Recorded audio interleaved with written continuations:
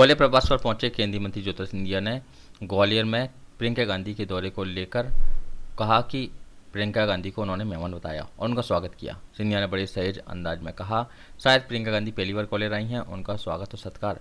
सिंधिया ने मंच पर मौजूद अन्य नेता जिनमें पीसीसी चीफ कमलनाथ, पूर्व सीएम दिग्विजय सिंह, अरुण यादव, नेता प्रतिपक्ष गोविंद सिंह की ओर बिना नाम लिए निशाना भी साधा। सिंधिया ने कहा, मंच पर जो दूसरे लोग थे उनको ग्वालियर को बदलता हुआ सूरत खटक रही है।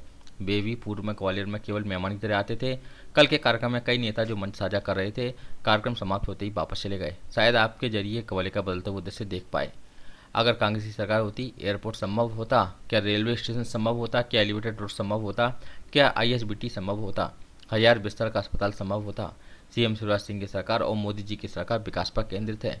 ग्वालियर के बदलते स्वरूप के गवाह आप लोग स्वयं हैं। प्रियंका गांधी के ग्वालियर दौरे के दौरान केंद्रीय मंत्री सिंधिया ने वीरांगना रानी लक्ष्मीबाई सादत के बहाने उन्हें और उनके परिवार को कांग्रेस नेताओं द्वारा गद्दार कहे जाने पर भी पलटवार किया। उन्होंने कहा कि जो उनकी भूमिका है वे निभाएंगे। उन्होंने इतिहास का एक पन्ना भी नहीं पढ़ा है, उनको जो कहना है कहने दो।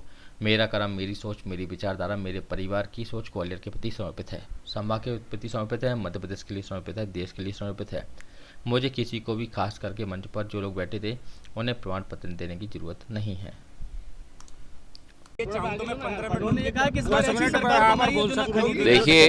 देखिए जो भी हमारे मेहमान आते हैं ग्वालियर, उनका स्वागत और स्वागत के साथ साथ शायद पहली बार ग्वालियर आई हैं तो उनका स्वागत सत्कार। लेकिन जो मंच पे दूसरे लोग थे, शायद उनकी आंखों में अब ग्वालियर का बदलता हुआ सूरज झलक रहा है और स्वयं शायद देख पाएं। लेकिन वे भी जैसे पूर्व में ग्वालियर में केवल मेहमान की तरह आते थे, आज कल के कार्यक्रम में भी वे लोग भी, कई नेता जो उस मंच को साझा कर रहे थे, कार्यक्रम समाप्त होते ही वापस चले गए हैं। शायद आपके जरिए वो दृश्य, बदलता हुआ ग्वालियर का दृश्य, वो देख पाए। और अगर कांग्रेस की सरकार होती तो मैं आपसे प्रश्न करना चाहता हूं, क्या ये सब संभव हो पाता? क्या एयरपोर्ट संभव हो पाता? क्या रेलवे स्टेशन संभव हो पाता? क्या एलिवेटेड रोड संभव हो पाता? चाहे ISBT संभव हो पाती? चाहे 1000 बिस्तर का अस्पताल संभव हो पाता? मुख्यमंत्री शिवराज सिंह जी की सरकार, प्रधानमंत्री जी की सरकार विकास और प्रगति पर केंद्रित है और उसका सबसे बेहतरीन उदाहरण आप और हम स्वयं गवाह हैं कि जिस तरीके से कोरोना काल में देखते हुए भी ग्वालियर बदल रहा है। और आपका जो सपना था, आपके सुझाव जो आते थे मेरे पास, आज उन पर साकार रूप से हम लोग कार्य कर रहे हैं और बदलता हुआ ग्वालियर के गवाह आप लोग भी स्वयं हैं। कहीं ना कहीं प्रियंका गांधी का सॉफ्ट कॉर्नर रहा आपको। नाम को लेकर कांग्रेस राजनीति कर रही है, पोस्टर लगाती है आपके खिलाफ। देखिए जो उनकी भूमिका है वो निभाएंगे। जो लोगों ने इतिहास का एक पन्ना भी नहीं पढ़ा है, उनको जो कहना है कहने दो। मेरा कर्म, मेरी सोच, मेरी विचारधारा, मेरे परिवार की सोच ग्वालियर के प्रति समर्पित है, संभाग के प्रति समर्पित है, मध्य प्रदेश के प्रति समर्पित है और देश के प्रति समर्पित है। और मुझे किसी को भी, खास करके मंच पे जो बैठे हुए थे, उन लोगों को मुझे अपना प्रमाण पत्र देने की ज़रूरत नहीं है।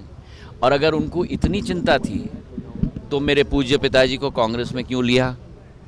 अगर इतनी चिंता थी तो मुझे कांग्रेस में क्यों लिया?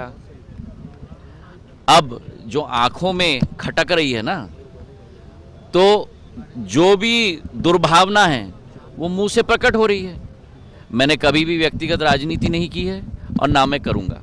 उनको अपनी सोच सलामत, मुझे मेरी जनता के प्रति मेरी भावना, मेरे भगवान के रूप में मेरी जनता है, उनके प्रति मेरा समर्पण, उसी के आधार पर मैं काम करूंगा। जिस रास्ते पे मेरी आजी अम्मा और मेरे पूज्य पिताजी चलते थे, उन्हें मुबारक।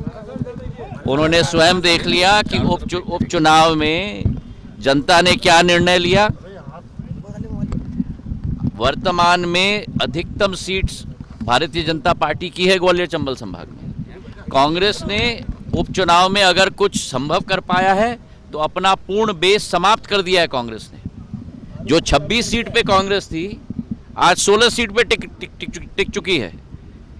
तो किस भाव की आप बात कर रहे हैं? उनको अपना भाव मुबारक।